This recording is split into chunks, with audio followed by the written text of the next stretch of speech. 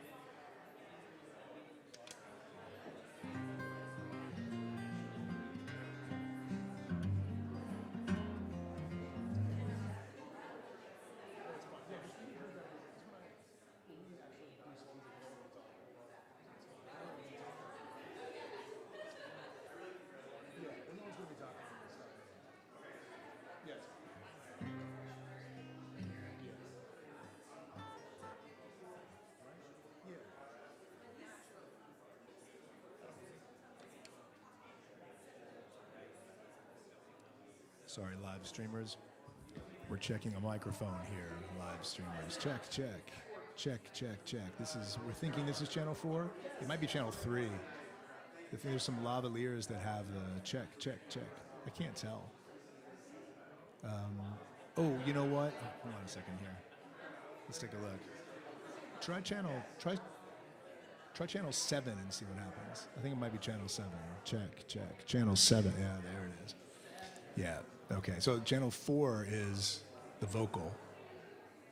Is this vocal mic. So I think channel 7 could come down a little bit now. It could come down a little bit though, I think, for now. Let's see. Let's just give it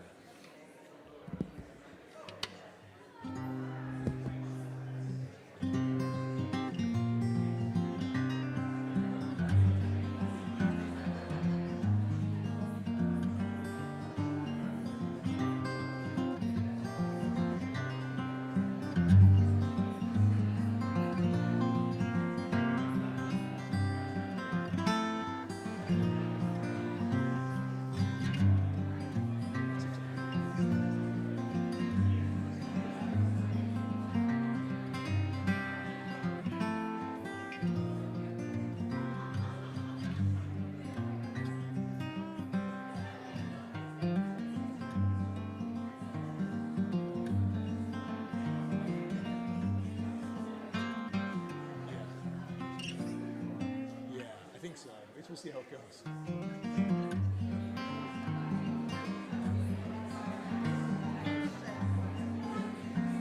Yeah, so they'll all be using 7. Thank you.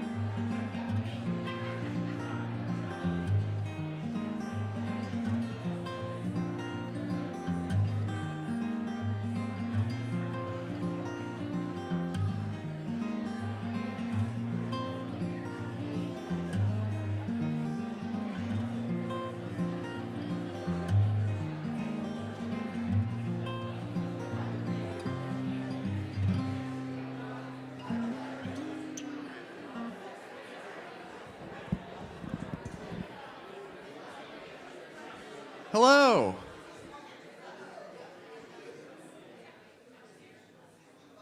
Shabbat Shalom. Thanks everyone for being here today. I'm Stuart Perlmutter. I'm one of the organizers of the event. If everybody could please quickly give it up for Nathan Salzberg, also one of the organizers. We're super lucky to have somebody so talented and donating his talents to us today. I'm going to give you some quick rules. So bathrooms first, very important. They're to the right when you go out the door. You'll see them on your right. Also, please silence all your devices. That's cell phones, shofars, Gregors, anything makes noise. We're not doing videotape. Well, we are doing videotaping, but please don't take any pictures or video during the event. Also, this is a panel discussion. It's not a debate. So we don't want any outbursts. Well, there will be time for questions, but those questions will be written on cards. I'll be kind of roaming around during the event, so if you've got a card, a question that you want to turn in, flag me down, I'll collect it, and we'll be asking them at the end. If anyone disrupts the program, they will be asked to leave. If they do not leave on their own, they will be escorted out by police or physically removed if necessary. Not by me. I'm not intimidating. Now I'm going to turn it over to the panel. First, our moderator, who needs no introduction, but is going to get one anyway because it's fun for me to do. This is John Yarmouth. He represented, yes, appropriate. Definitely needs no introduction. Represented our community in Congress for 16 years. I think we're all pretty familiar with the indelible mark he left on Louisville. In DC, he's a pretty big deal too.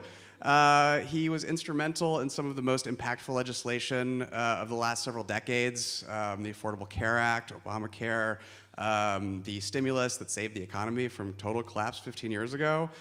He became the House Budget Chair and was the original sponsor and author of the Inflation Reduction Act, of the American Rescue Plan, and of course, most notably, he plucked me out of the volunteer area of our campaign office in 2006, gave me my start in politics, in organizing and activism. He taught me very early the value of standing up for what you believe, even when it's hard, especially when it's hard, for speaking out when it's controversial. It's not his job to do that anymore, but he's obviously still doing it now, and so we're thankful to have him in this community and grateful that he's moderating this panel. John Yarmouth. Well, thank you, Stuart. Thank you all for that warm welcome. Stuart forgot to mention that I am the founder and was the co-chair of the Congressional Bourbon Caucus, which is something we probably should have started with today. I think I'm supposed to be Switzerland today, and so I'm going to try to be that. Just a little bit of background, my background with the Israel-Palestinian issue. My first trip to Israel was when I was 15. It was 1963, so I couldn't go to Jerusalem because that was not part of Israel at the time. And I was 15 and didn't care much. I went back twice as a member of Congress, once on an AIPAC trip in 2008, and then once in 2011 led a J Street Codel to Egypt and Israel and the West Bank.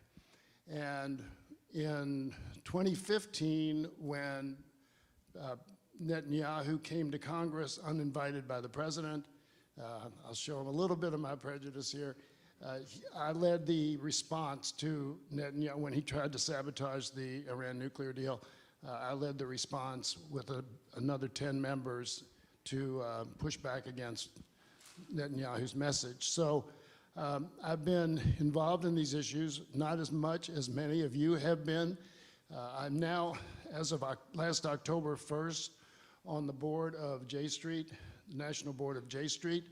And I will tell you that in all of our discussions, my timing was impeccable. October 1st, 6 days later, the world fell apart in terms of, I think, all of us who were involved in caring about what happens there. And we debate this to this day, and there is no consensus on the J Street board about exactly what the position of J Street should be. And we have very, very interesting discussions, as you might imagine, and I'm sure most of those discussions will be reflected in what's said here today. So again, I'm going to stay out of this discussion to the largest extent possible, try to maintain order if it's necessary. I don't think it's going to be, and then listen with great interest to our wonderful panel, and they are going to introduce themselves. Thank you, Congressman. Thank you to all of you for being here, and thank you in particular to the President and Board of Temple Shalom and to Rabbi Beth Jackowitz-Chotner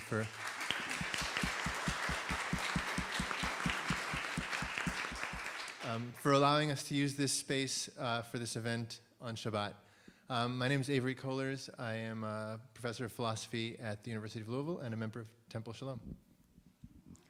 I'm Rabbi Marisa James. I'm the Director of Social Justice Programming at Congregation Beit Simchat Torah in New York City.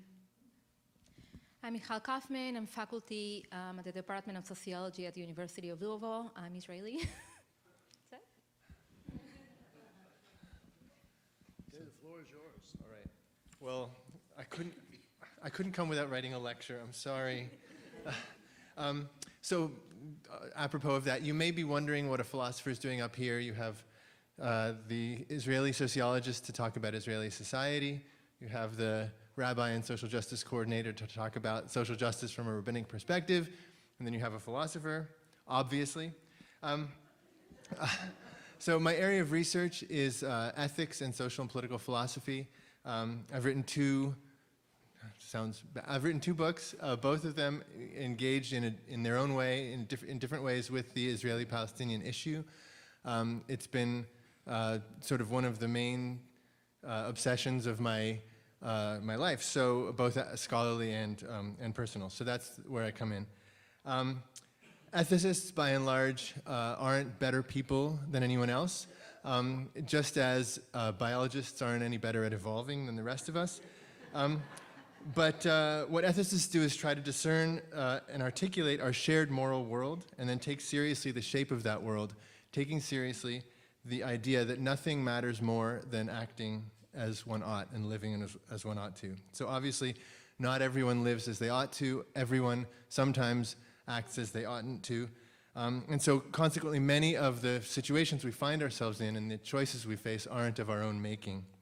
But it doesn't follow that ethics isn't about the real world, that it's only wishful thinking. People who say that are like the adulterer who says that anybody would cheat if they had the chance. In my view, people who say that are telling on themselves. Because the fact that some people cheat, and indeed the fact that some people cheat on us, doesn't make it right for us to cheat. So I apologize if that's toddler-level ethics. Two wrongs don't make a right.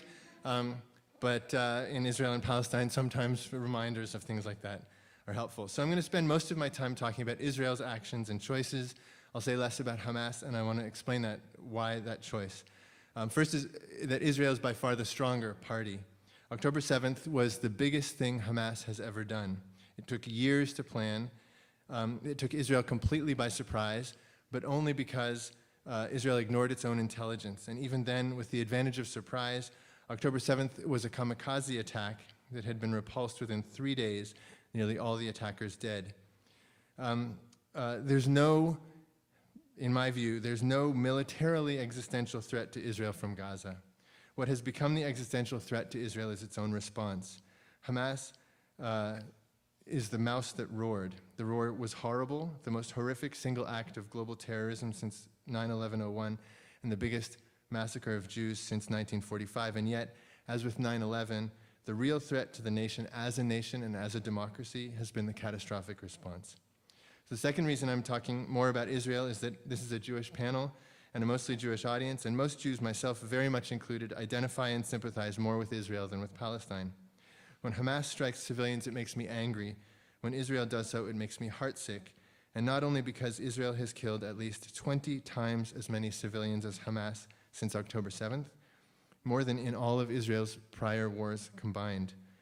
To recognize Israel as somehow connected to me, or to us, is to recognize our own implication with its actions. to recognize its choices as reflecting on us. Being implicated like this doesn't make any of us guilty for choices and acts we didn't make, but how we respond reveals who we are. And to give them a free pass is to be like the sycophantic sidekick of the adulterer who eggs him on and congratulates him. It's a character flaw and a wrongful choice, and it does real harm. If the betrayed spouse, and I'm sorry for the continued metaphor, then gets angry at us, we deserve it, so we'd better not egg him on. We'd better be the best friends a person can have by helping them see a better way forward and being wise counsel to live as one ought. Finally, the third reason I'm talking more about Israel is that one of the essential tasks of the ethicist is to grapple with the challenge of impartiality. That is the challenge of holding oneself to the same standards as others. Because Israel identifies itself as a Jewish state and as the rightful custodian of Jewish national aspirations, it can be tempting to assess Israel's conduct by reference to Jewish law or scripture. For Jews, it can be valuable to appeal to Jewish sources as a way of rededicating ourselves to our highest ideals. But it's inappropriate to judge the actions of a state, Medinat Yisrael, the state of Israel, by reference to standards drawn exclusively from the Jewish tradition. No Muslim or Christian or even secular Jew has any reason at all to accept that an action is right because that action or something analogous to it is permitted in Jewish scripture. Moreover, even if religion gives us our highest ideals, it can't replace the basic shared minimal norms of what states owe to each other and how they may treat civilians. State action, and crucially states' claim to territory, has to be justified by reference to norms that can be shared across religious and cultural traditions. States find it inconvenient to be held to these standards, but I submit that it is in fact a good thing to be held to these standards, even or especially when it's inconvenient. And in fact, I think Israel's life depends on it. So what I propose to do is to talk about the standards that people on all sides of all conflicts must be held to. If we're to be friends to the Israeli and Palestinian peoples, we need to hold them to these standards, even when it's inconvenient. That was all preface, by the way. How long do we have? You may know the Prussian general Karl von Clausewitz's famous dictum, war is a continuation of politics by other means. The just war tradition and the international law of war that developed out of it is a repudiation of Clausewitz's moral doctrine, amoral doctrine. The just war tradition is an attempt to grapple with the fact that large-scale violence is objectively the worst thing in the world, but oddly, even so, it's not always wrong to perpetrate large-scale violence. There are numerous tenets of just war theory, so in the interest of time, I'm going to focus on 6. Only 20 minutes each. Last resort, just cause, proportionality, probability of success, non-combatant immunity, and double effect. Are they getting credit for this? Yes, yeah. So last resort. Because war is so horrible, war can only ever be justified as a last resort. In practice, that doesn't mean you have to have tried everything, but that you've reached a point where it would be unreasonable to expect you to wait any longer or try anything else. This is also the reason that it's virtually never okay to start a war. The paradigmatic justification for war is self-defense when all else fails, and if someone isn't actively shooting at you, it's hard to believe that you could have genuinely been left no other choice. This strikes me as the core justification for Israel's violent repulsion of the attack on October 7th. That is, for the fighting inside Israel and some limited efforts to stop rocket launches from inside Gaza in the first several days. So then I'm going to do 3 at once. See, this is how quick it goes. Just cause, proportionality, and probability of success. To say that something was my last resort is to say that I had no other reasonable means of achieving my legitimate aims. It follows that last resort can justify a war only if the aims are legitimate and war is a proportionate response. This has the strange implication that even if the status quo ante was unjust, restoring it can be just because, and to the extent that the violent attempt to change the status quo was itself unjustified. So again, if we look at Israel's defensive operations on October 7th through about the 10th, we must be 100% clear that the status quo ante was an unjust and oppressive military occupation and blockade of Gaza. This fact matters, and it's dishonest to talk as though Israel and Gaza are 2 equal parties to a conflict that just popped up out of nowhere. But the point right now is that the mere fact that that status quo ante was unjust doesn't mean that violence or a particular instance of violence is a legitimate means of ending it. It can actually be right to defend yourself when you're in the wrong overall if those who resist injustice do so in a wrongfully violent way. I would add that this is why the immediate pro-Palestinian demonstrations here and elsewhere right after October 7th were objectionable to many, even those who are quite sympathetic with the Palestinian cause. But we can discuss this in the Q&A if people are interested. So last resort, self-defense is the paradigmatic legitimating aim of war. Territorial expansion and resource theft are right out, obviously. I should emphasize another thing that's been ruled out: punishment. We often hear about retaliatory strikes or whatever. Most Israelis, regrettably, now support the continuation of war as a mode of retaliation or revenge. Retaliation sounds reasonable, but I'm sorry, this is back to the toddler ethics of he started it. Military violence is not an appropriate method of punishment. You use military violence until the immediate threat is neutralized, and then you pursue non-military means of accountability. It's clear that Benjamin Netanyahu knows this because he's said that once the fighting is over, he'll, quote, settle accounts with Qatar. Leaving aside everything else about that statement, the fact is he recognizes that settling accounts is what you do after the violence. The violence is justified only to neutralize the threat.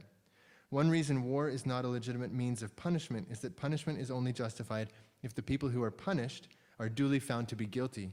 And not only are enemy soldiers not put on trial and found to be guilty before they're killed, and nor are their killings judicial executions, it's also the case that war inevitably harms many people who are not guilty of any crime, let alone duly found to be so.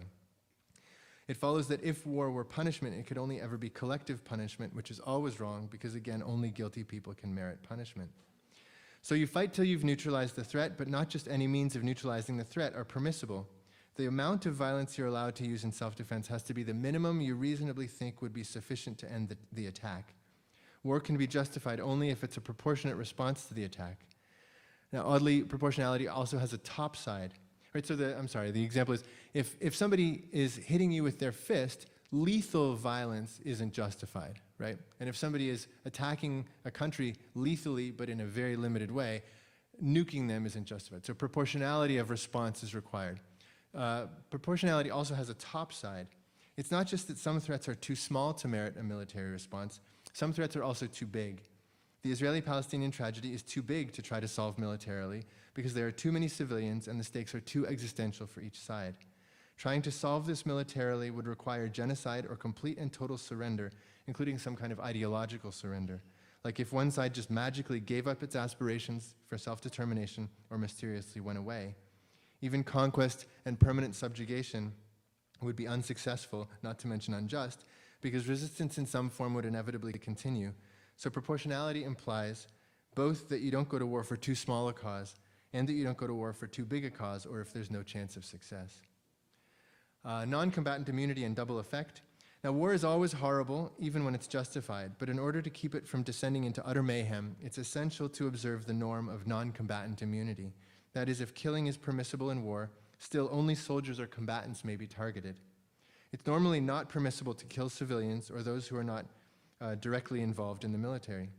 This rule has generated one of the most problematically useful doctrines in ethics, namely the doctrine of double effect. Double effect says that you can be excused for killing civilians if their deaths were a foreseeable and unavoidable consequence of a legitimate military objective, but you're never allowed to intend civilian deaths. This permissive rule has two crucial implications. First, you don't get to kill civilians as a means to achieve military aims. So for instance, even if your military aims are totally legitimate, still you don't get to shut off the water or cause starvation in order to sap the enemy's will to fight. Second, the so-called collateral damage you cause has to be proportionate to the value of the military objective you're pursuing. Legally speaking, there's no hard and fast rule for how much collateral damage is permissible because it depends on many variables. But ethically, there is this fact: each civilian life is of infinite value. Each civilian could be you or me or our children or our parents. To be cavalier about civilian life is one of the gravest moral crimes a military leader can commit. You're morally and legally required to risk more of your own military to spare civilians than to protect your military at the expense of civilians.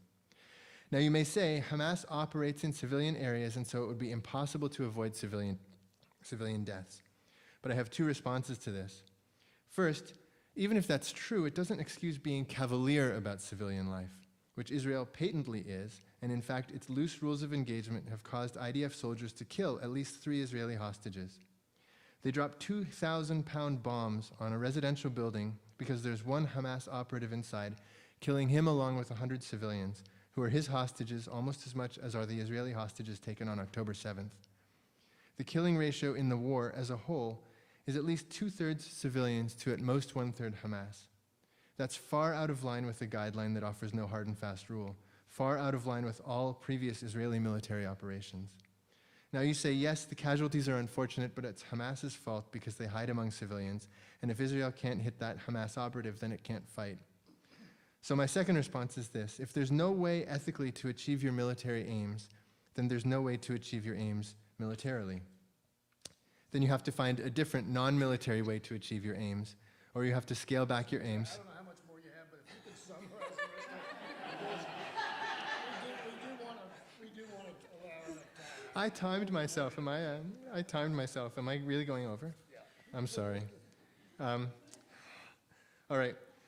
The shortest encapsulation of what I can say about the justice of Israel's war is as follows. Insofar as its operations were self-defensive on October 7th through about the 10th, we can justify those even though the occupation and blockade of Gaza is and was unjust. But Israel's offensive aims in Gaza, starting with the bombing of civilians that began as early as October 7th, the total siege that was announced on October 9th, and then the ground invasion on October 7th have been wrong and unjustified because violence was not the last resort, because the stated aims were not military achievable without intolerable loss of civilian life, including the lives of numerous hostages whose rescue was one of the official goals, and because the real motives were ulterior. When a war is fundamentally wrong and immoral, it ought to be stopped. Find another means of achieving your aims or scale back your aims in the face of an intractable reality. Now, I have more to say about the ethical assessment of Hamas, but I've been asked to hurry it up. I'd be happy to discuss that in the Q&A. My interest here is not to give Hamas a free pass, so I'd be happy to discuss it later. Thank you very much.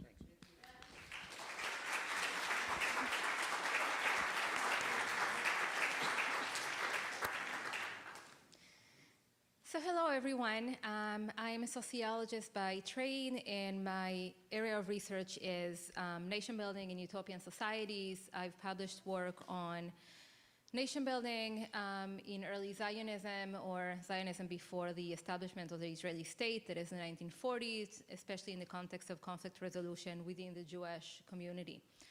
So I want to take some of the things that you brought up, Avery, namely our duty to speak up and why are we even having this conversation, and also the question of ethics and empathy and what it's doing to us as, not necessarily this us, but the Israelis, or what this is doing to Israeli society.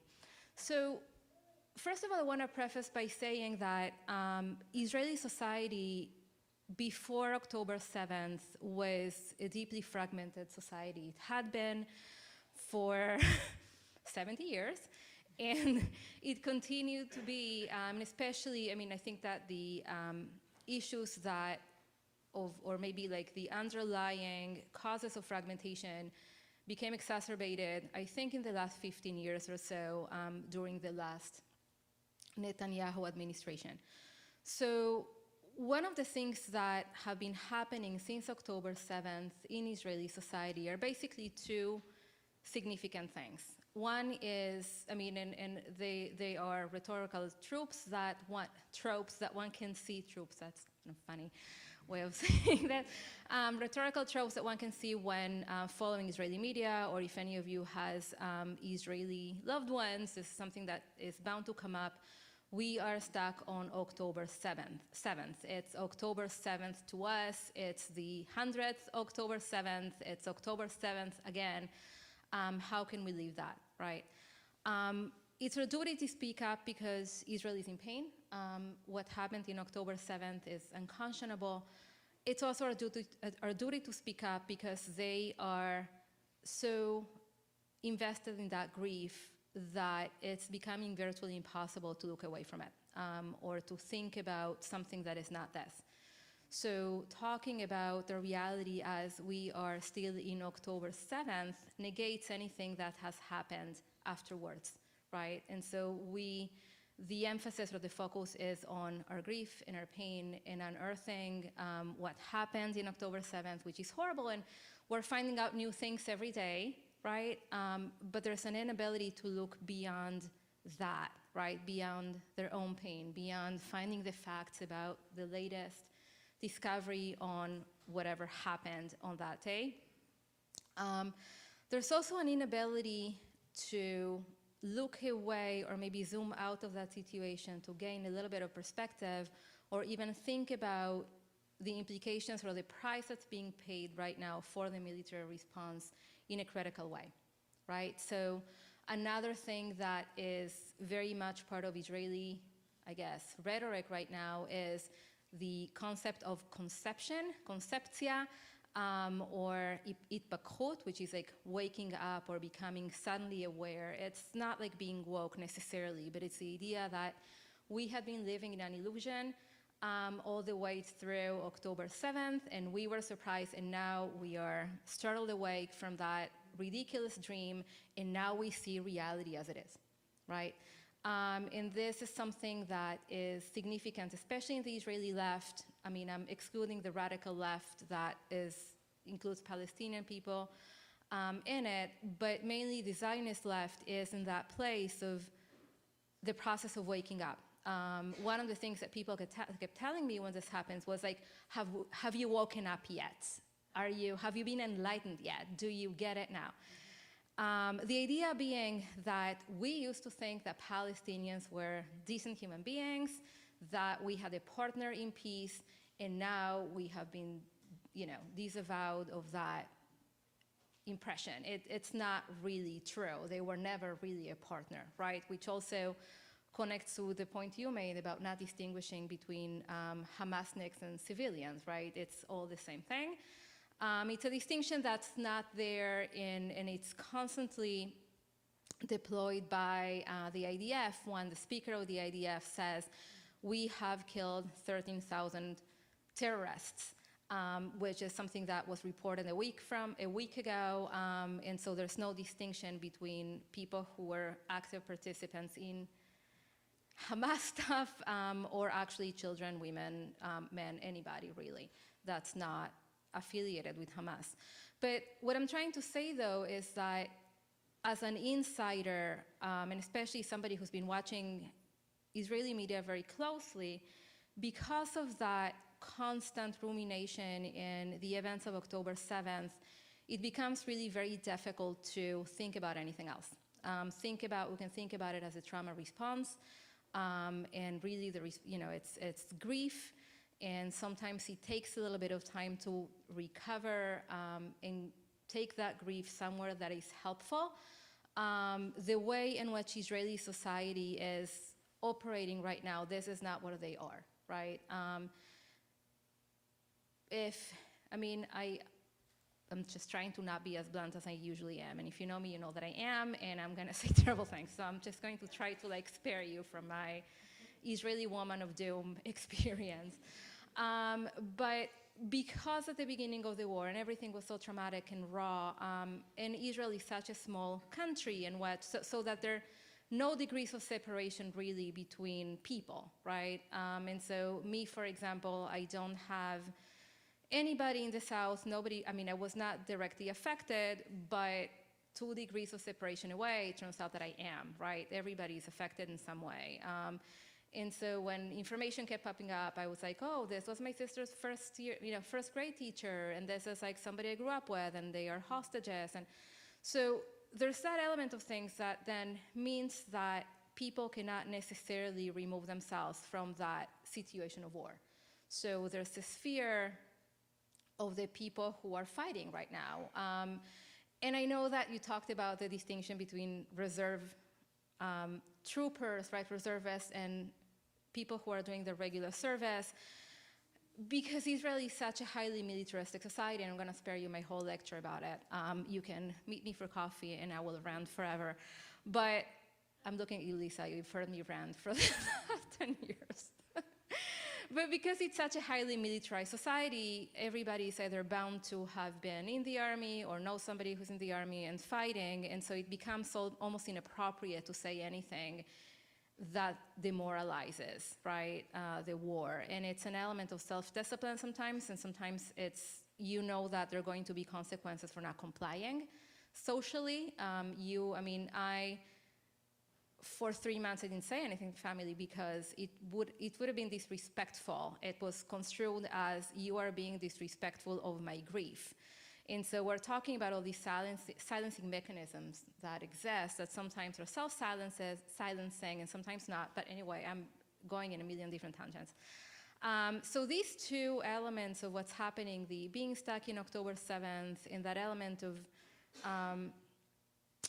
conception and waking up from that illusion in which everybody was, we were all friends and peace was possible, is hindering Israelis' ability to actually think critically about the prices that are being paid, to ask difficult questions that kind of unpacked all these common sense understandings of what Israeli society is and what we are fighting against and how we are fighting in terms of ethics, right? And what the problems are in this. I mean, there are a lot of questions that come up, we think about them, but they are at this point, because of that media bubble and because of that grief response, not necessarily able to ask them. We all have our blind spots. I myself have many. And so, for example, I'll just give you an example of this. So there were 2 Argentinian hostages that they were rescued lately from Gaza. I'm Argentinian Israeli. I really identified with these families, right? They look like my family members, truly. One day there was a video of them coming out and they were hugging and making these like big drama, as my family does, because Argentinian Israelis. I saw my family there. So I cried, obviously, when they were released, and I was very happy, and we all cheered, and we were making jokes about, they're talking about doing a barbecue right now to celebrate their release, and I'm like, sure. I'd never asked a question of what's the price that's being paid. And a day later, it turns out that the price that was paid was lives of entire families wiped off the earth. There were pictures of a girl basically hanging out of a building after the building had been blown up, right? I didn't ask that, and I was deeply ashamed of that, of not asking. And I know that good people, compassionate people, would normally ask these questions. Compassionate people would normally, the people that say, nobody should be giving birth under these conditions. All of us who have ever given birth have so much empathy to women that are giving birth without their partners who are hostages or without basic medical conditions. Nobody wants a child to starve. Nobody wants a child to be, terrified or being held hostage. And when they say this, they only talk about the Israeli side of things. So when you kind of point out, well, it is true. Nobody really should give birth under those conditions, and no children should be dying of starvation, and no baby should be terrorized, blah, blah, blah. There's like some kind of googly-eyed kind of, but what do you mean? And I'm like, well, there's heavy deployment of Holocaust imagery to refer to October 7th, right? And so it's used as everybody's against us and they all want to kill us and we have to defend ourselves and to justify horrible atrocities. I'll stop in a minute because I can talk forever. But when like the obvious is pointed out, like, hey, it's very interesting that you're talking about starvation and being under siege and families being wiped off, it goes back to that element of no, but that kind of thing can only happen to us, right? And so that critical thinking, that element of empathy that is missing is something that we as insider outsiders of that society have the duty to speak against. It is our duty as friends, and I mean the element of, if you criticize Israel, you're being anti-Semitic or you are being against us.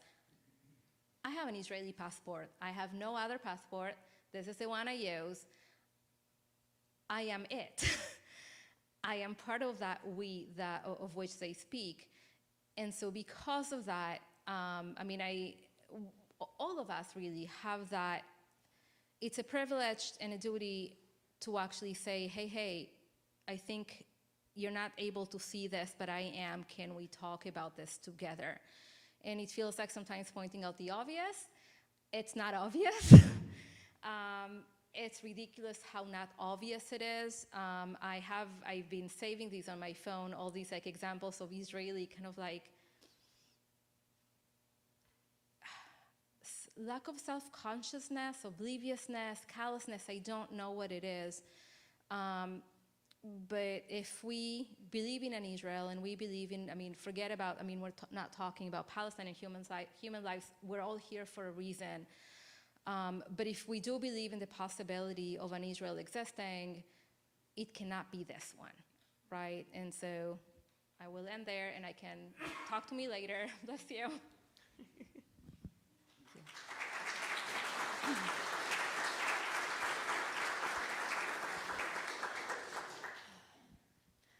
Shabbat Shalom. First of all, forgive me, I lost my voice this week, so I may have to pause for gummy bears or water or something. So I'm really honored to be here. The reason why I am here is because I have been involved in this stuff for a very long time. I have very dear friends who are Israeli and Palestinian. I'm a rabbi in New York, but I spent 5 years living in Jerusalem and regularly traveling back and forth working in the Palestinian territories. I have really beloved colleagues and friends who are Israeli and Palestinian. And frankly, I said this to a couple of people at this point, but the only thing that has really made sense to me in a really deep way over the last several months is when I am texting with my Israeli and Palestinian friends and just trying to say, what amount of love can I fling at you that will help in any way? And everything else has been, as we know, very, very hard. So I guess one thing I want to say is that, and for the three of you who follow me on social media, you'll have heard me say this before.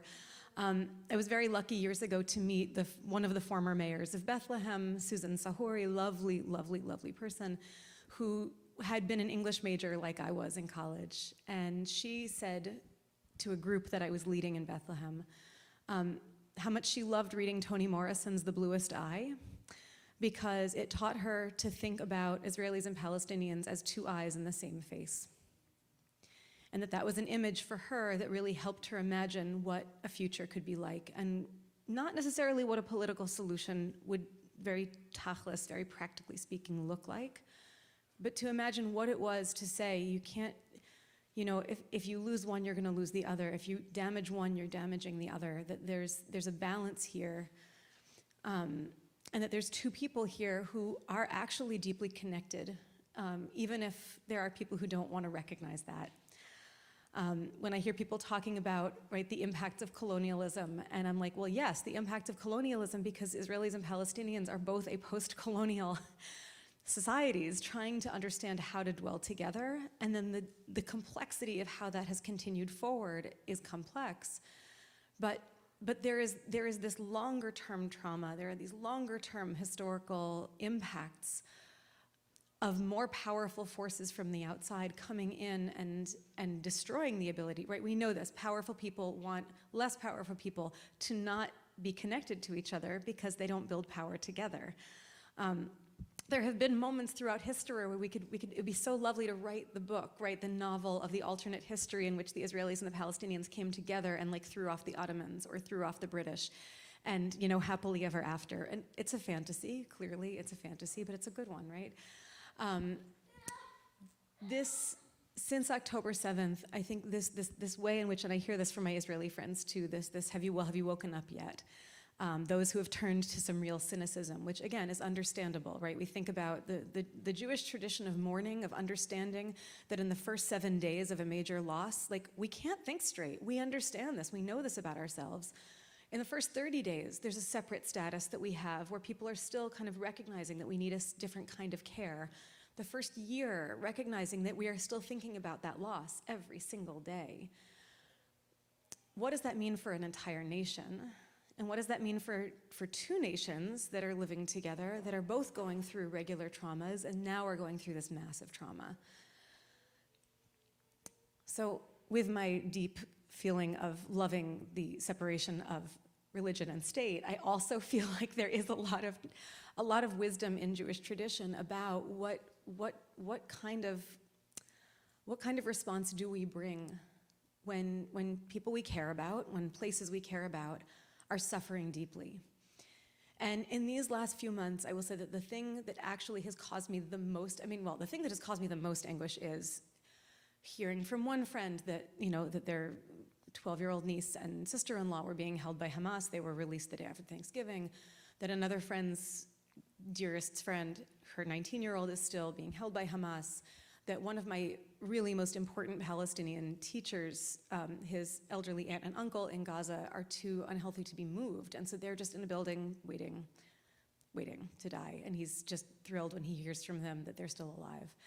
That has been the hardest. The second hardest thing has been hearing people who I really never would have anticipated hearing incredibly dehumanizing language from, either about Israelis or about Palestinians, as if this were a soccer match with that kind of a level of stakes, rather than there being human beings, families, children dying, being traumatized. And I've worked very hard, I will say, like, this is the work that I've been doing, working very hard to try to navigate, where do I have the power personally? With whom do I have the connection to say, you know what, this thing that you just said, you may not even notice, or this meme you just shared, oh God, don't share the memes, probably has something really dehumanizing in it, whether you recognize it or not. And where are the people where I actually don't have that kind of relationship, where there's just not the in, and how do I navigate my own energy, and where's the role that I can play right now? But looking at, Israel is a place I am deeply connected to. The best thing I brought home from Israel was my wife. She has mostly forgiven me, but she's got 3 passports, so it's a bit more complex. It's a place, right, like there's this sense of, like, how are we connected to places and people, whether or not we've visited them, whether or not we know their names, whether or not we've spent serious time, in a place. But there is a way in which, I will admit, I don't admit this everywhere, I am also a 4th-generation Hadassah lady. 4 generations at least of my family, if not the entire, level of my family, have been deeply invested in this place and in this people. And what that meant to my great-grandmother, what that meant to my grandma, what that meant to my mom, means to my mom, to me, is different, right? We all have very different ways of articulating our connection, but I feel like, I have a really, really deep investment in this place. And frankly, I have a really deep investment in wanting this to be a place that I can be proud of, right? In the same way in the United States, right? Like, when things go really wrong in the United States, when my senators, my senators hear from me a whole lot, both when I think they're doing great things and when I think they're, like, not quite getting it right. And in America, if I say, you know what, oh my God, I cannot believe that we are doing this thing right now, this is terrible, I have to do something about it because I am invested in this place. Right, I grew up in a different state than the one where I currently live. I pay attention to politics in both of those states. I still write to senators in both of those states. Whether or not they care what I have to say, who knows, but I try because I care about it. And nobody yells at me for caring about what goes on in the state of Connecticut, or trying to hold the mayor of New York responsible for some not so great decisions lately. But then, then we talk about Israel, then we talk about Palestine, and then all of a sudden, when I'm saying, but wait, this is not right, that the things that the Israeli government and the IDF are doing right now in Gaza, and the ways in which people, like Jews, settlers in the West Bank, are being allowed to just do violent things to Palestinians with no repercussions, like that is so wrong. That is so deeply, terribly wrong. And I need to say that. How can I not say that? And how do I, to have the sense of, not just the sense of, but to get the angry emails from people that I would not get if I said, you know what, I really think this thing that's happening in the New York City subways right now is just awful and we need to change it. To me, there's not a differentiation, right? And I want to preserve the difference. I'm not a citizen in Israel, right? I lived there for 5 years. I never became a citizen. Frankly, part of the reason I didn't become a citizen was because Israeli citizens are not legally allowed to travel into areas A of the West Bank and into Gaza, and I wanted to be able to keep my ability to travel into the Palestinian areas where I was able to travel and maintain those relationships. I did not want to give that up. And those relationships have been very, very deeply important to me. So I guess what I really want to say is like this, because we are, most of us in this room are at least like one step removed, I feel like there's a special responsibility for those of us who care about this place, who care about these people, and who understand how trauma works, and who understand how Jewish tradition works. That actually, we're like we're coming to the morning house, like bringing the bagels, right? We're not the ones actually sitting on the floor necessarily tearing our clothing for the loss. But what does it mean if you see a friend who's just had a major loss, who's starting to act in ways that are really harmful? Right? Like, I mean, right, most of us have seen this at some point. Like somebody, like a friend of mine who lost her father to gun violence, right? Really, really terrible. In those first days, like the sense of wanting to retaliate, the sense of just wanting to like damage other people was really profound. And so like, yeah, I couldn't tell her in those first few days, like, no, you're not gonna do that. What I could do is actually just sit with her and be like, all right, let's figure out the amount of time I just need to sit with you and be present with you. And then at some point say, all right, what do you need from me next so that we can move forward with something that's healthy and that's not harmful?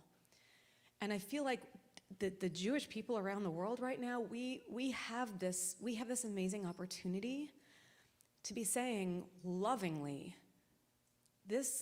whoever's making these decisions, whether it is from the trauma of mourning, of I just want to lash out and like hurt people the way I feel like I've been hurt, whether it is from, there are absolutely those people in the Knesset who are like, well, this is an opportunity to grab power, to grab land, to grab what I can in the moment when no one's paying attention and we can, do whatever we want. Both of those things are happening right now. And this is a moment that I feel like we have this deep responsibility to come in lovingly and bring the bagels and the schmear and say, this is not right. This is really not right. And through the ways that we have, right? So like I've been talking to my Hadassah lady friends, I love my Hadassah lady friends, about what is it that we can be saying in a way that might get heard, right? I've been writing to my elected officials to say, like, here's what I need you to know about, like, I want to prevent this country from pushing itself into the ocean, because that's really what's happening right now. And I don't want to see that tragedy be so compounded that the pyromaniacs, and this is really, right, when we talk about like, oh, on this side, on that side, as far as I'm concerned right now, the sides are the pyromaniacs, right? The Hamas, the Ben Gvirs, those are the pyromaniacs. And then there's all these people who desperately want to live a normal life, who desperately want to see their kids grow up and maybe have peace. The number of friends of mine who have had children in Israel, and every one of them thinks when that kid is born, oh, please God, may we have peace so that my kid won't have to go to the army. Literally, every parent in Israel has had this experience. Like, but by the time my kid is 17, like, we won't have to worry about that, right? And the number of friends I have whose kids are now in the military, and they're just like they still weren't prepared, right? And we've had these opportunities over the last how many decades to try to make that happen. So the main thing I really want to say here is, like, we have a power, we have a responsibility, we have a tradition that gives us tools for this stuff. And also I want to say I go to sleep at night like worrying about Gazan civilians. I wake up in the morning like agonizing over the Israelis still in captivity. Like it's really, but we have something we can do.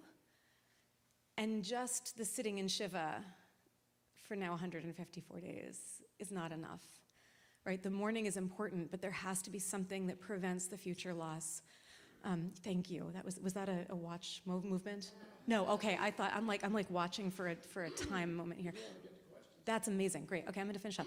But I will say one other thing. So I have there's a wonderful organization in Israel, the Bereaved Families Forum, the Bereaved Parents Circle. This is a group of Israelis and Palestinians who each have lost a close member of their family in the violence and the conflict in one way or another.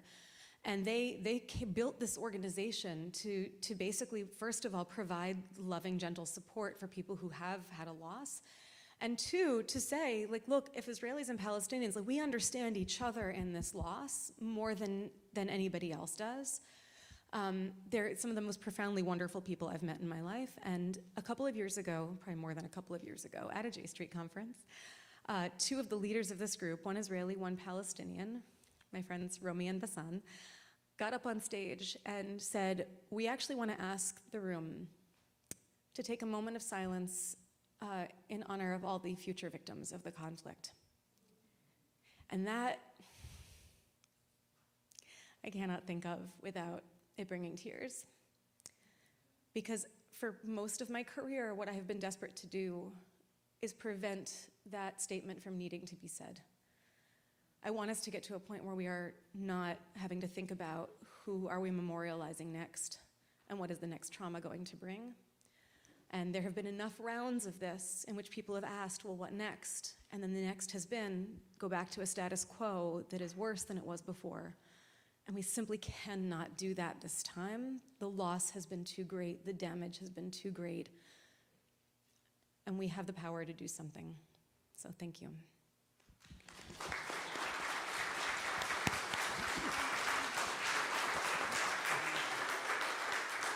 All right, I'm going to use, as we collect questions, I'm going to use moderator's prerogative here.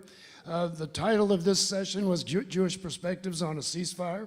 The word ceasefire has not been spoken yet by any of the three of you. So in maybe a minute, the most two, I'd like to hear your perspectives on not just a ceasefire, because in discussing a ceasefire, nobody says we should have a unilateral ceasefire. So the question becomes, what are the conditions? And that's where it gets kind of sticky. So I would say, what's your position on a ceasefire and what the United States government should do in that regard? Anyone want to go first? So I'm already out of time, aren't I? Yes. This is going to sound like, absolutely, I would not say there should be a unilateral ceasefire, but my view is that the fundamental error of a state dealing with terrorism is to view terrorism as war, when terrorism is a crime. Terrorism is a massive crime spree. And the way you deal with a massive crime spree is not by going to war, because the damage done to those around the crime perpetrators is undeserved, is much greater than can be justified. So when there's talk of bilateral ceasefire, it's important to remember that apart from the day of October 7th, what Hamas is capable of doing is firing rockets into Israel that are mostly stopped by the Iron Dome. And what Israel is capable of doing is laying waste the entire Gaza Strip. And so my view is you stop doing that even if the rockets don't stop. And I'll just stop there. Go ahead. Okay, great. I think the thing I most care about is that Israel stay at the table.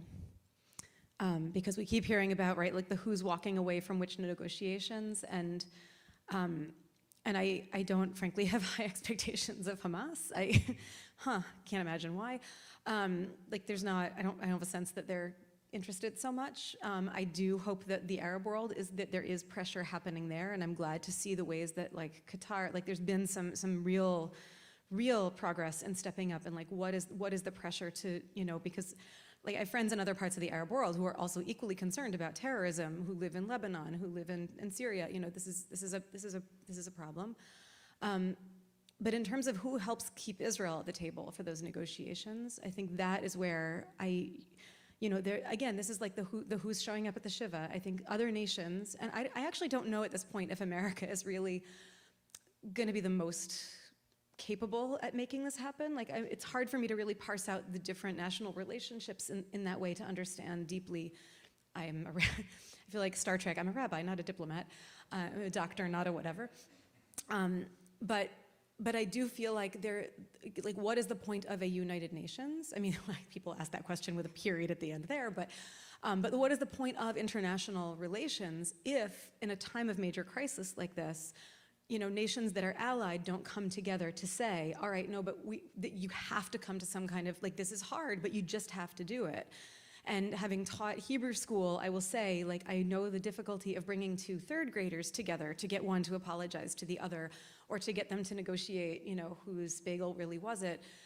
It's much harder than that, and also it is still possible. And I think that pushing, and we've seen in past diplomacy, I mean, right, one thing we don't really talk about much is that when people say, like, oh, but Israel lives in such a terrible, tough neighborhood, there's lasting, decades-long peace treaties with Egypt and with Jordan that continue to work.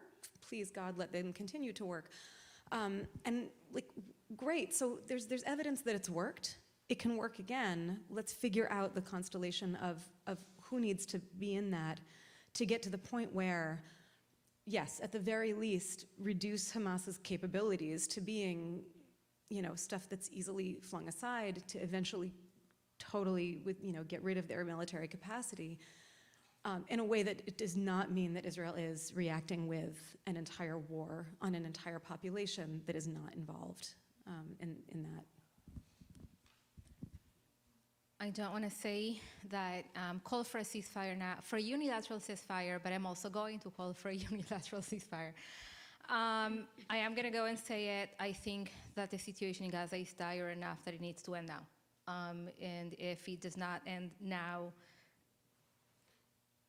we're going to have to bear that on our consciences, right? Israel will have to live with that. I think that sustainable peace, as you mentioned, that Israel has had with Egypt and with Jordan, has been sustainable because some conditions were met that have not been met for Palestine, right? And so thinking or asking questions about what counts as a sustainable peace situation or a sustainable peace agreement, or what counts as dignity, right? Which is something that Israel hasn't quite taken into consideration, especially in relation to Gaza, much more so in the West Bank, but even that has had limitations. I spoke about Israel being a highly fragmented society because the trope of togetherness has been deployed to justify stuff. So what's the price that we are paying for that togetherness and that outpouring of support for civil society in which everybody volunteers, but then we don't look away from our own situation. And so I think that a sustainable solution will have to be, exist at the, happen at the negotiating table with Palestine, or create some sort of situation that enables people to live in dignity and in self-determination, which has not happened. That peace, the offers of peace cannot be empty. I think that the argument for we've become so disillusioned with Hamas is extremely disingenuous, right? I mean, we know who they are, but that's beside the point. And so that work of recovery will have to happen, and it's going to be long-term, and Israel will have to do a lot of internal work to even allow this to happen at all. And so there are two, so there's the outside, looking outside and looking inside that will have to happen for there to be any kind of sustainable peace. Okay, we have some questions. We'll get to them. First one, could you address, and since we were talking about conditions, could you address the concern that calls for a ceasefire do not hold Hamas accountable or take the hostages into consideration?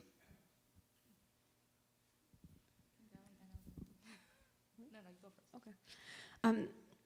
So I think it's just possible to do both. I mean, I think it's actually necessary to do both, that any call for ceasefire has to include a return of hostages. And again, this goes back to, I think unfortunately the word ceasefire very early turned into something that was assumed to be something that only was pro-Hamas and anti-Israel and only in a certain category on the left. And I, from the very beginning, have been like, all right, I want it all. And I actually don't think that's a bad thing to ask for, and I don't think it's a ridiculous thing to ask for. I think ceasefire has to come with hostage return. I think it does have to come with some prisoner release, whether it's all prisoners released or some prisoners released. The fact that Israel has held and does hold, you know, an 11-year-old suspected of throwing a rock, like, somebody who's made a Facebook post, I mean, there's a whole category of people, of Palestinians in Israeli jails who should not be in Israeli jails. There are also legitimate violent criminals. And, the negotiation of like who releases and who not, but like there's a lot of, so hostage release, prisoner release, ceasefire, Bibi resign, can I just make a wish list?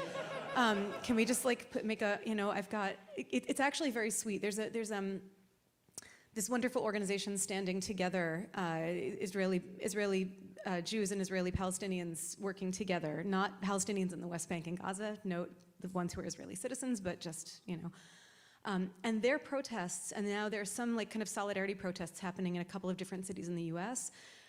It's actually very sweet. It's really hard for them to have signs at these protests because you go to a protest, what's the slogan, right? The slogan has to be like 2 words. But these protests are like bilateral ceasefire, hostage release, prisoner release. It's like it's like a manifesto, and there's the way in which it's kind of funny, right? Because it's like trying to have a button for a protest, but it's got like a 750-word essay on it. But you can get a T-shirt. There we go. Oh yes, Avery is going to write us a T-shirt. But frankly, I think we don't do justice to what is necessary in this situation by trying to reduce to slogans. And so I think there's a lot of people for whom the word ceasefire absolutely does encompass all of this. And I think there are some people for whom it really does not. And this is why I think the conversations are so important, because if you just hear someone yelling, ceasefire now, like you actually don't know, there's a whole spectrum of where they could be, and there's a whole conversation to be had, and instead there's been like a whole lot of assumptions that have been happening, and again, times of trauma, we assume the worst of each other instead of assuming the best of each other. So I will say that the circles that I go in, those things are absolutely linked together, and when they're not, I have those conversations with people and I say, all right, but also, this has to be a part of anything that's gonna be healthy going forward. Yeah, and I think I just want to add, I was going to say the exact same thing, probably less eloquently. But going back to the element of yes and, right? I feel terrible empathy. I see the pictures of the hostages, and they're my people, and I think about them all the time, and I haven't said it yet, but I probably did say it. There are 2 people with whom I grew up that are being held by Hamas, and I know them. I grew up with these people since I was like, I don't know, in daycare. So I want them back. I was at the zoo the other day and there was a red-headed baby and I started bawling like, oh no, I can't go on like this. And we also, we want dignity for everybody, right? And kids are all, everybody's ours. And so like maybe going back to that point, but yeah. I have that James Baldwin quote as my Facebook cover image since October 7th. The children are all ours. Yeah. All over the world. Every one of those children is ours, and if you don't understand that, then that's a moral problem. If I can just, in my view, and I think I might be repeating myself, ending the war is the condition under which it becomes possible to hold Hamas accountable. I think the recent reports about sexual violence on October 7th are a case in point. It's impossible to get any traction for anybody in the world to care about sexual violence on October 7th while Israel is bombing Gaza. When Israel stops bombing Gaza, or if Israel had never started bombing Gaza, accountability would have been possible. There's so much you can do at the same time, right? Another question. What happens, assuming eventually there will be a ceasefire, I think you have to stipulate that, but what happens after a ceasefire? Netanyahu and Hamas are 2 expressions of radical ideologies that are pervasive. Can there be real peace and self-determination? Self-determination, I'm assuming we're talking about for the Palestinians. The Israelis clearly have it, I would argue.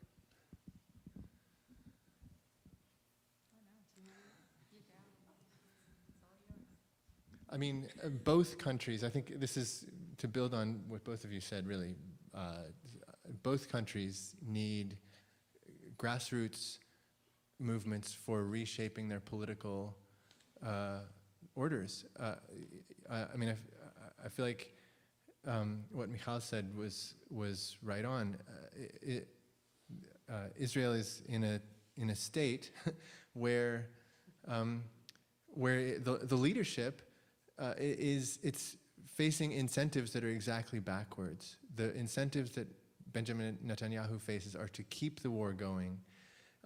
As long as the war keeps going, he postpones accountability, and other people around him get their hands as dirty as his, and they get tarred with his incompetence.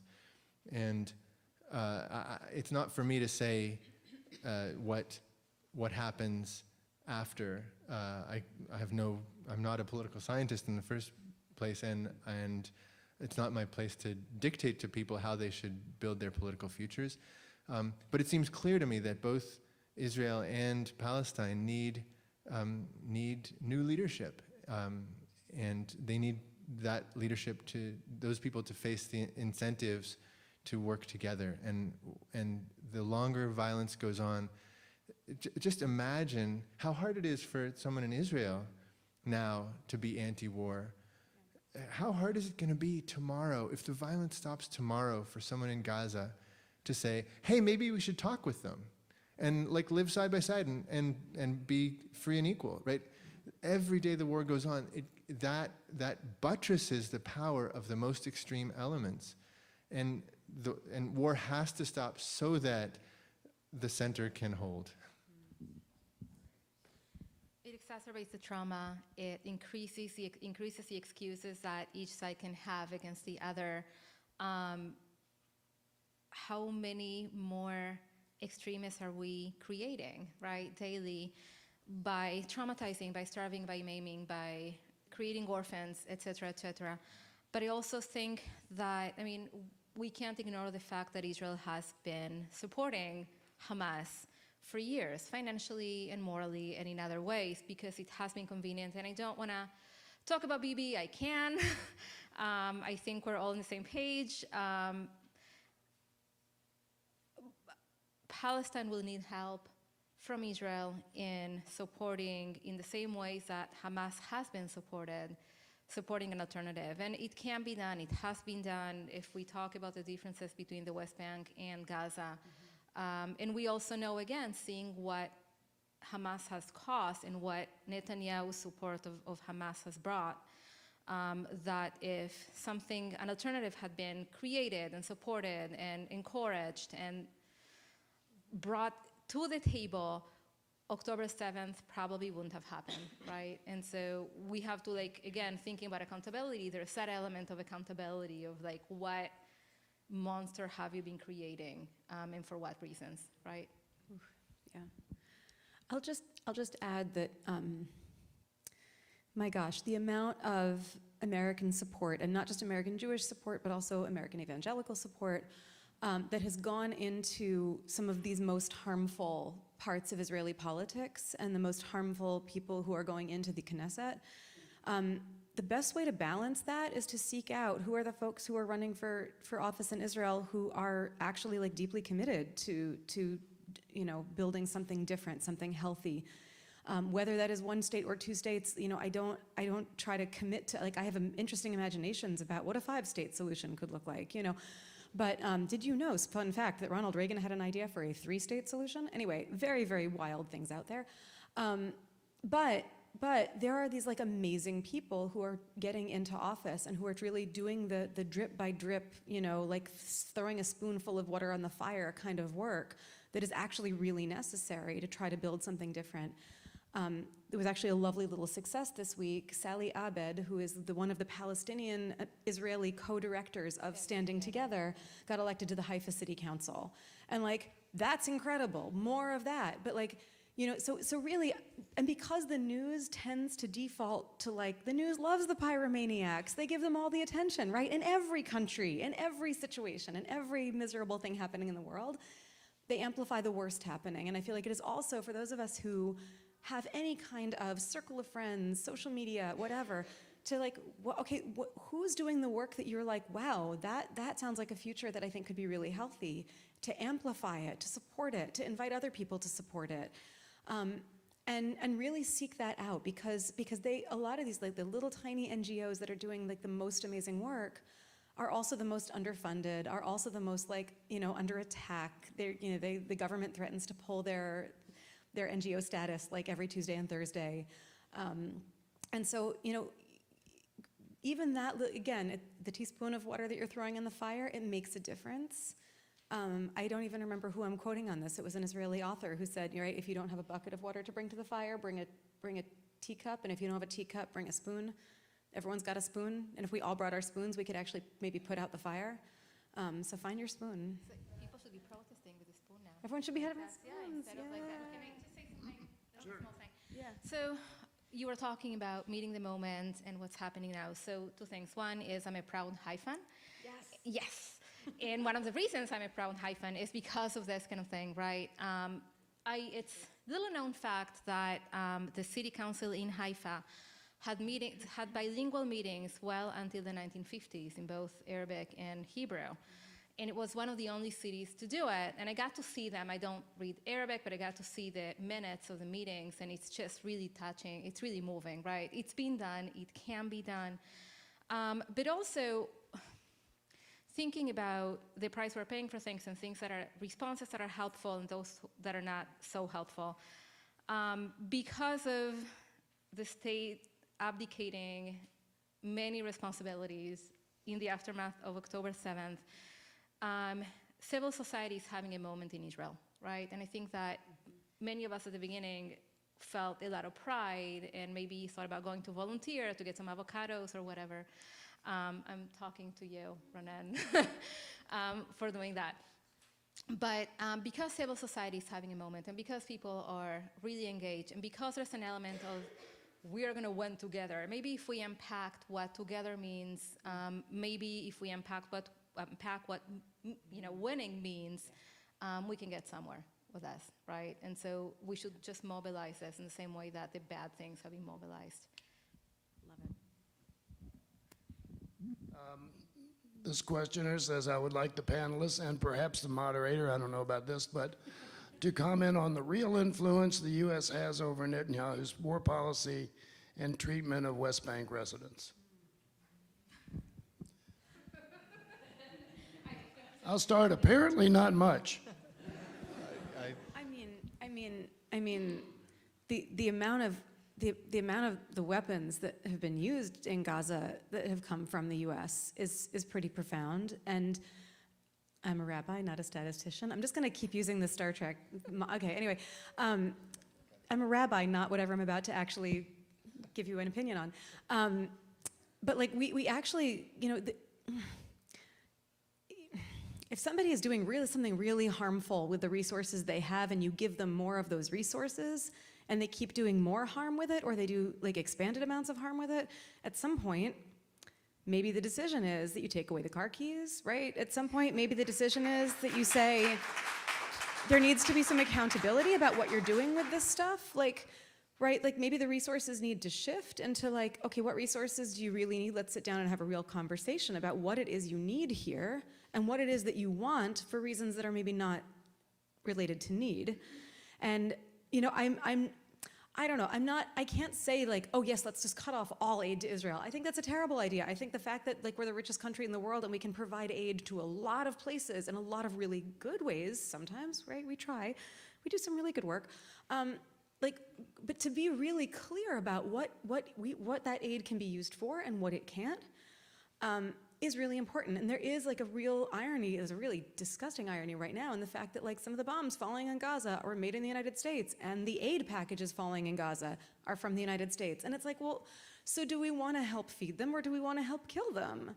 That, right? Like that has to, like if we're not, it makes no sense. It makes no sense. So like, I want to know that U.S. policy has a consistency to it, and that the U.S. policy has a desire to actually do good in the world that's actually going to be good for both Israelis and Palestinians. And that it's certainly, right, the first do no harm, at least the do no harm to more people in the process of whatever it is that we're doing. I can rant. I want to rant. Let me rant. So, so as a foreigner, okay, two things. One, as an Israeli, I can say that Israel is a self-sufficient country. It has every ability to support itself. It's a pretty well-to-do country. As a foreigner, I want to say that I find it really interesting that Americans have a say when they provide any kind of aid to anybody, say, I don't know, somebody panhandling or asking for any kind of mutual aid, right? And then we ask ourselves all kinds of questions. Are they going to use it for bad things? Are they going to use my $5 to buy booze or terrible, terrible things? And we judge everybody and we come up with all these elaborate scenarios of how far $5 are going to go. Are they going to, it's like, are we ruining their lives really with our $5 that we're giving, the random person? We don't ask the same questions when we are giving aid to Israel, right? We just give it. And so maybe we can ask those questions if we are so inclined to ask them, culturally and stuff. Standing with Israel can mean a million different things. We have, for some reason, created an expectation in which standing with Israel can be only one thing. I feel that being critical of Israel means that I'm standing with it. Sometimes speaking up means that you are standing with it, not against it. And aid can be used for lending, and it can be used for killing, and I would like my aid, which is not technically mine because of foreigner, but I also pay taxes, so I guess it is mine, to be used for building. That was a great rant. I'll just say since I was invited to comment, from a J Street perspective, our position is no blank checks for Bibi. But from a congressional, but from my congressional life, up until October 7th, the $3.8 billion that the United States sends to Israel every year under the long-term agreement was always considered to be defensive oriented. That was the reason for it. That's why it was never, it's rarely been controversial, just with the exception of a few isolated members, but it's sailed through almost every time because it was always for defending a country which is surrounded by hostile actors. Not surrounded, but in a lot of directions. Clearly there is more interest in doing something now. Chris Van Hollen and others are working on that, but once again, the conditions you put on it get sticky. So how do you discuss peace with a Jewish family that excuse me, I've got the voice problem, not you. that thing talks of a ceasefire. Oh, I'm good, thanks. I've got some water, it's fine. How do you discuss peace with a Jewish family that talks of a ceasefire is anti-Semitic? Oh, I think you like advice. Who is this? That's been my life for the last 20 years. So it depends on, so I think that is shared, having empathy matters. Here, having empathy for somebody's pain matters, right? So I don't know, is this being recorded? I'm just trying to think whether my brother is gonna watch it or not. It's going to determine what I can say about my brother. But having empathy or having any kind of common ground to talk about the situation in a way that is, open to, there's curiosity is helpful. I think that unpacking the meaning of anti-Semitism is helpful. What do you find anti-Semitic in my take or in this take? What specifically is anti-Semitic? One of the things that's been helpful for talking to my family and my friends has been to change the details of a situation. So so that the person who is suffering or the victim in a given scenario is perceived as Jewish, and then it's like, surprise, this is not happening to a Jewish person, it's happening to a Palestinian family, right? Or especially, and this is especially helpful when the Holocaust comes up, right? Like, okay, so we can talk about the victimization of Jews, and then, okay, so let's think about like some key components of that victimization. Oh, I wonder where this is happening right now. So having those little exercises, not in a way that is necessarily spiteful or in a gotcha way, is helpful. Sometimes kind of like really asking those questions and reflecting back with a sense of curiosity, like, okay, so Hamas is using civilians as human shields, right? And so the question of like, and this is like when we unpack those common sense understandings, in which like, that nobody really questions. So, okay, so why should we use them as human shields as well, right? This is a question that's usually not asked. And so when we kind of start questioning or, you know, unpacking those assumptions about what is anti-Semitic, what counts as being a victim, what counts as those like really facts that we don't necessarily challenge in any capacity, the act of challenging is helpful or has been helpful to me. You know, that's what I will say. I think that my perspective is unique in that being an Israeli, I can claim the status of insider, right? So when people say you have no idea what you're talking about, like really, I was a lieutenant, where were you? I do have that element of credibility, right? Like I know what I'm talking about. Or when people talk to me about the reserves, and I'm like, interesting. I spent 2.5 years like dealing with reservists. That was my literal job. So there's an element of perhaps being knowledgeable, but I also feel that a conversation in which people are constantly attacking each other is not productive or helpful. And so I can roll my eyes, and I do, and you've seen me do it probably now, if, you know, 1,000,000 times. And I have no control over my face, and I'm Israeli, so I'm blunt. I also have no control over my mouth. I get that. I'm aware of this. I'm working on it. It's a work in progress, but not in a way that is dismissive. I mean, it's a conversation in which there's automatic, you know, you automatically dismiss the other side. It's just not going to get anywhere. I'll just add that, and this is true for any hard conversation, if you know there are words and phrases that set people off, like describe the thing and don't use those words and phrases. Right, when I was talking with my parents about this, and my dad was having a hard time with it, and I said, well, so, you know, I really want the hostages to be released. I know you do too. And the way that we have just documentedly, we've brought home the most hostages, I say we, right, it's just a thing, was through a pause in the fighting that was negotiated upon and agreed to by both parties. Like, that was a good thing, right? That seemed like a really good thing. It was a temporary thing, but like maybe we could come up with a longer one. Would you be would you be like in favor of that?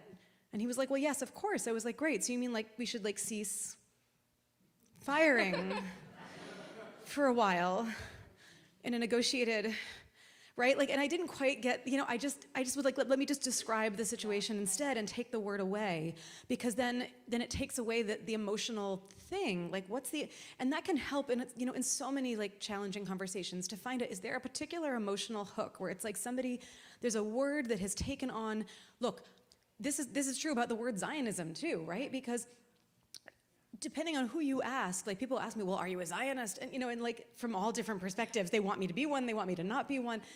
And I always just say now, like, first ask me, like, what issues do you care about, and ask me what I think about them. Let's start there. And then you tell me what you think. Because, right, it's like one of those, there are these words that pick up so much emotional stuff that it's like we're not even talking to each other, because the emotional stuff that has built up around a word has become like a pane of glass. And it prevents actual communication. So I am a big fan in all kinds of situations of noticing, okay, what is the word, or what is the phrase, what is the thing that makes somebody like really lose it, that, you know, where somebody stops paying attention to their own reactions to thing. And I would say around the Israel stuff, for those of us who grew up in Jewish community, who grew up with Jewish education that started with, well, you have to love Israel first, and then you'll learn about what it really is later. right, we're kind of primed to treat Israel like it's our mom in a certain way. And if somebody else, like, we can get really mad at it, but if somebody else starts criticizing it, we act like you're criticizing my mom. And even if we don't want to defend it, like, there's that weird impulse to defend it. And I grew up in that kind of a Jewish education, so I'm really aware of when I will have those little impulse reactions and, like, okay, wait, recalculating, like, what do I actually believe here? Is this it's a you know, we've all inherited a lot of baggage around this stuff, and I think also just recognizing that other people have totally different kinds of baggage that they have inherited around this stuff, right? I have a good friend who was raised in an evangelical community and left, and she still is, like, surprised by herself sometimes about how she reacts to some of this news. And the conversations we have are just fascinating. But so recognizing that, like, right, we noticing about your own stuff around where you react about things, so that you can be more seeing when other people are reacting around certain things, and then being able to be more strategic about, okay, well, how are we just describing situations and getting to the meat of it rather than, you know, yelling about a word that we don't actually agree on what the meaning is. I can see you. No, yeah, it was just a recent. I want to add that also confronting the person with the consequences of what it is they're calling for might be helpful. I mean, kind of, do you really mean that you are totally okay with, I don't know, like however many thousands of people dying? Are you really saying that? And you can say it in a not necessarily aggressive way, but the reality is that when you support this, that is going to happen, right? And so, like, going back to the element of, you know, being accountable for what it is that one wants is also helpful. Yeah. Sometimes you don't think about it. Do you have anything? So we have time for one more question. The two I have here, one relates to the two-state solution, and but I'm going to expand it. The other one's about IDF, and this would be totally your bailiwick. So since there are only two, we'll go to everybody be brief.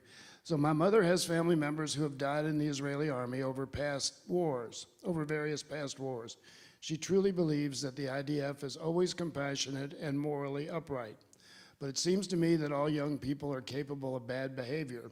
How can I square her ideated visions of Israeli soldiers and the IDF as a whole with horrifying videos I see of Israeli soldiers mockingly ransacking Palestinian homes?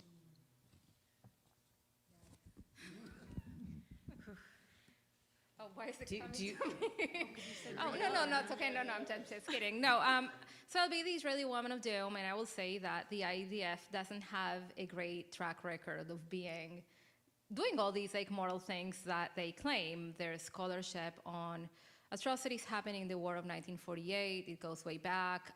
There has been more and more scholarship emerging in the last few years on that, to even unpack those questions of, you know, is it really defense? Are we the most moral army in the world? Or those things. Sorry, I said no control over my mouth. So there's an element of things. I will also say that together with that, there are compassionate elements in the IDF. There are compassionate things that happen. Of course, you know, saying that an army is compassionate can be probably disingenuous at best because it's an army. They have a job, and the job is to kill people, right? It's not a peace organization. So being aware of that, being aware of the complexity can be helpful. One can say that, and this goes for every kind of criticism of Israel that we may have, right? That we want them to be better. We want to hold them accountable so that they are better, because they can do better, because in the past they might have done better. And that element of criticism does not necessarily mean that we are dismissive of the whole enterprise by definition. And so those two elements of, again, thinking, maybe kind of like dropping that totalizing way of looking at Israel or the IDF as either a monster or the most compassionate, I don't know, like the equivalent of what do they really do? They are just teachers and they feed people lunch. They do not. It's an army. They have guns. And so just maybe the element of waking up means really waking up and letting go of that naive thinking. Yeah, I don't, that whole thing about moral army, I feel like there's just no such thing as a moral army. It's an institution. It's not, there are people, I think it's important for every army to have standards and accountability. The US Army has not always had great accountability. For example, most armies at some point in their existences have not had great accountability, have not great standards for how people are supposed to behave. And certainly in this time where Israeli soldiers have TikTok and can document some of the worst things that are happening is it's really awful. Yeah. It's so awful. And also, as we know, right, like the extreme situations can bring out both the best and the worst in people. So, like, I would just say that, for somebody who had, right, like my mother still talks about her dad serving in World War II. We have his letters, like, and there's this deep pride about like Jews serving in the army in World War II. And I'm like, I'm not gonna tell her like, yes, that was like. Every soldier serving in the U.S. Army in World War II was like a perfect bastion of ethical principles. Like, because I don't know that. That's probably not true. Like, there's all, but that's fine. Like, if that's something that she believes that's important to her, like, there's no reason for me to like try to debunk it. But to be able to look and say now, is there a reason to say, okay, but can we just look at what's happening right now? There are some people who are documenting themselves doing really terrible things as part of what's going on right now. I would really love the Army to have the leaders of the Army to have a sense of morals that involve having accountability for that and really holding people accountable for that. I think that's, again, finding the common ground piece and finding the, like, okay, but what's the kernel of what's important here that we can connect on, if it's something that you actually really need to connect on. That's what I got. So a couple quick things. One is that there's not just one kind of person who's a soldier. Yeah.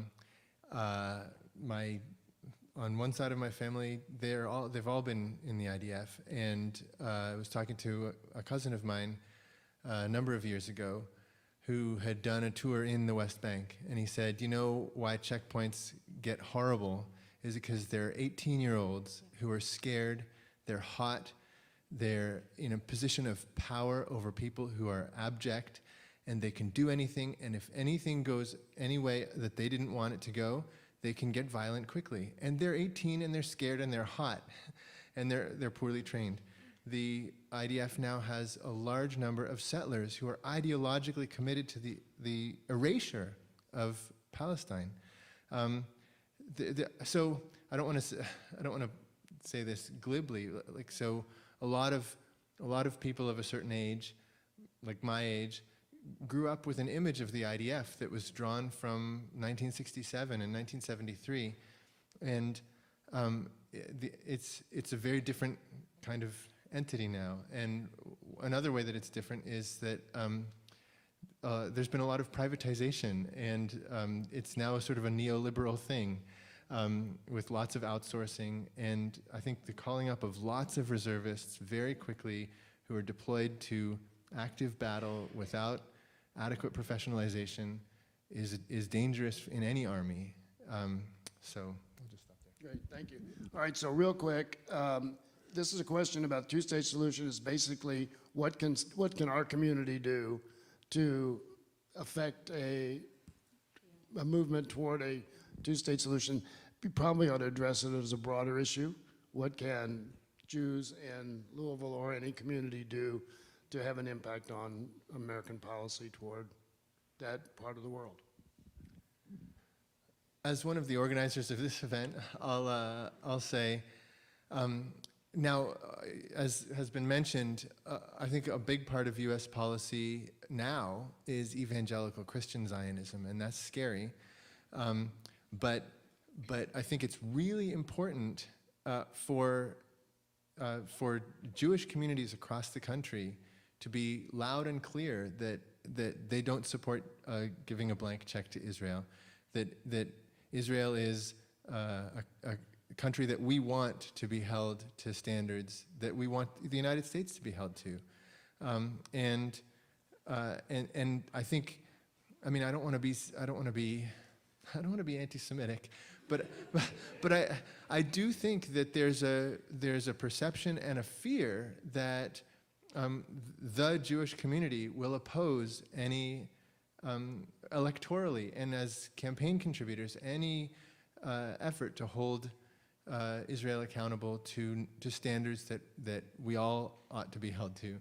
And I think it's really important, and that's one reason that I've personally, and I can't speak for anybody else, but I've personally wanted to be supportive of having a ceasefire resolution locally, and wanted to be supportive of having like Jewish communities not be sort of univocally pro-Israel, because I think there needs to be political cover to make some demands, to marginalize Netanyahu, to marginalize the extremists, and to make space for a political center. Just one quick example: in 2009, on Vice President Joe Biden's first trip to Israel, new settlements in the West Bank were announced while he was meeting with Prime Minister Netanyahu, and I immediately, the fact that he did not leave the meeting right there, cancel it right there, and leave and say, I'm not going back until those new settlements are gone, I knew it was going to be 8 lost years. And you can't have, you just can't give it a blank check, is I guess what I'd say. And I'll just say that, like, I already said about, like, you know, I don't have a particular strong feeling about 2 states versus there are people who are really being creative and thinking about a one-state multinational entity. I actually think that Israelis and Palestinians need to be the ones to figure out that, right? Like, I very deeply, right? When we talk about justice issues in the US, we always say, like, right, nothing about us without us, right? Well, I'm just constantly in conversation with my Israelis and Palestinian friends and, like, listening to and reading what people are writing, and like, I just think there needs to be really creative thinking, and maybe that creative thinking will one day lead to a 2-state solution, right? But in the meantime, I think that whatever has been thought of already has not worked yet, and so the more creative thinking there is, the better. And I will say that, right, there's so much concern always about the delegitimization of Israel, and I actually think that holding Israel to the same standards that every other country in the world is held to is a deep form of legitimization. Look, it's a real state. It's not a Disney World. It's not like some brand new little creation that needs to be coddled along. No, it's like a real state with real problems, the way, right? Like, and it should be, and it can be mature enough to figure out a way forward through those problems. There was something else I wanted to say, but I've lost it, and maybe it will come back. Maybe. I'll give it back to you. Like, just do something with your hand and I will give it back. So Ben-Gurion once said that Israel will become a real state once we have thieves and criminals, which we do. That Israel will become a real state once we have Jewish thieves and criminals, and now we do in government. And now it's the actual, yeah. So I think we overdid it, Wes. But I guess we have arrived, so good for us. Israelis are very attuned to, to the perception of Israel around the world. There's a whole concept of hasbara, which means explaining ourselves, which means propaganda. And there's a reason Israeli groups have been touring the world, even now during the war, right? I sent this to you, Avery, about a group of reservists that have been, doing tours in North America talking about the war. The Jewish community had a group of Israelis talking about their trauma during October 7th, which is something a little bit different, but also comes from the same place of explaining ourselves and telling our story, telling our side of things. And hasbara literally means explaining ourselves.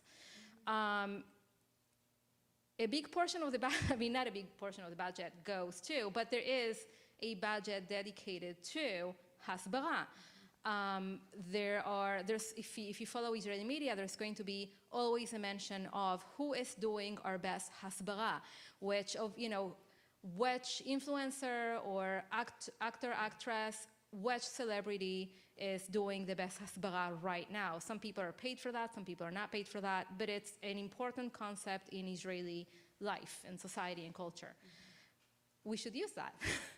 If Israel cares about how they are perceived, and this is why there's this constant conversation about why does everybody hate us? Why do they see us in this way? We should go and invest money instead of having people recover from their trauma. We should just pay them to go around and talk to communities around the world.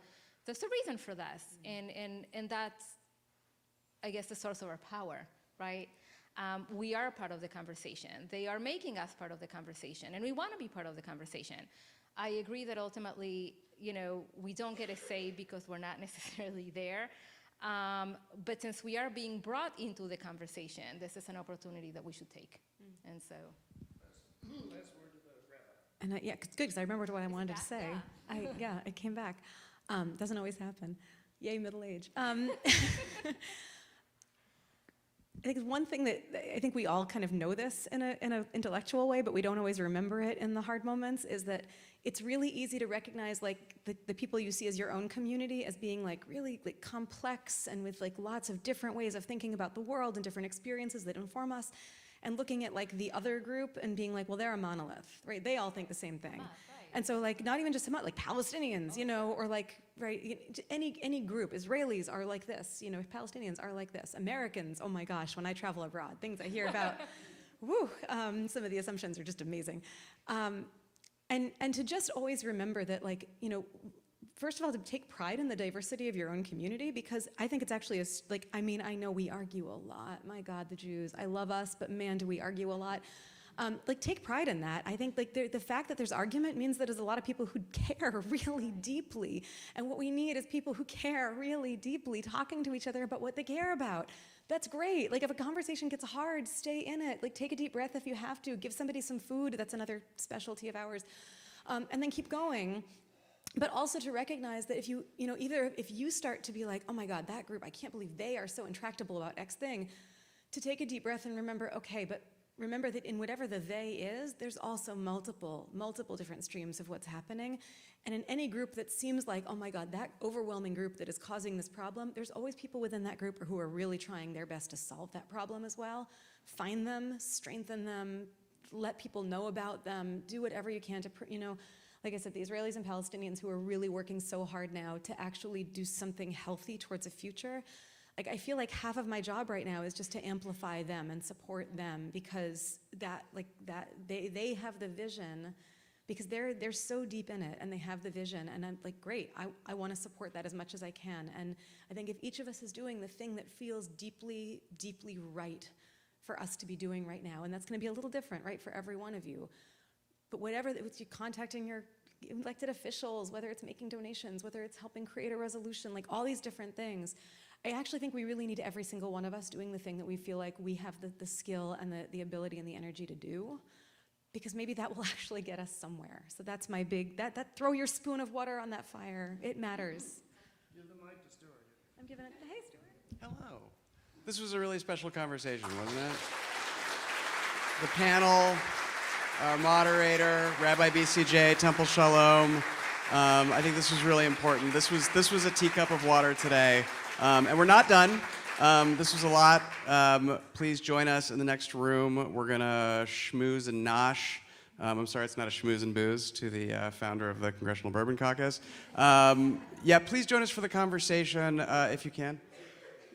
We'll get there. Baby steps. A lot of people, when we started organizing both this event and the letter, kind of sighed relief and said, I didn't know there was a place for me to talk about this. In the Jewish community.